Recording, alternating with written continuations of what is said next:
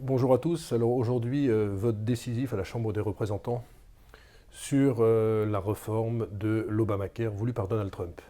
Vous savez qu'en début de semaine, les marchés ont fortement baissé parce que certains se disent que cette réforme pourrait être amendée.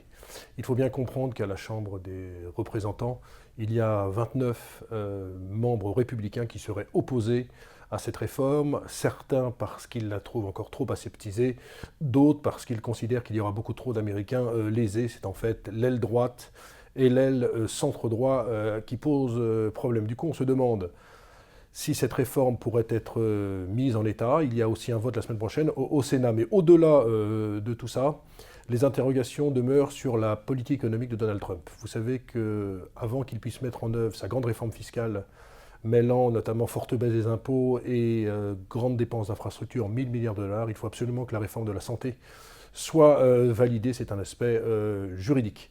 Alors, que peut-il se passer? En fait, les investisseurs se disent que si ça bloque du côté de la réforme de la santé, ça pourrait bloquer également sur les réformes fiscales. Or, depuis l'élection de Donald Trump en novembre, les marchés financiers américains ont monté simplement parce qu'ils attendaient cette forte réforme fiscale avec très forte baisse du taux d'impôt sur les sociétés. On parle d'un taux qui pourrait baisser à 15%, et puis 1000 milliards de dépenses d'infrastructures qui étaient attendues. Et donc, il est probable que si ça bloque aujourd'hui, on puisse avoir encore des dégagements à New York. New York qui commence à être cher, très cher même. Alors, je vous donnais habituellement le PER du S&P. Là, je vais plutôt vous parler de certaines valeurs. J'ai un petit peu regardé. Une société comme General Electric se paye par exemple 32 fois ses bénéfices. Et par exemple, sur le Nasdaq, qui est à son plus haut niveau historique, on a des valorisations assez stratosphériques. Facebook, par exemple, se paye 45 fois ses bénéfices. Attention donc, parce que l'onde de choc sur les marchés pourrait venir de Donald Trump.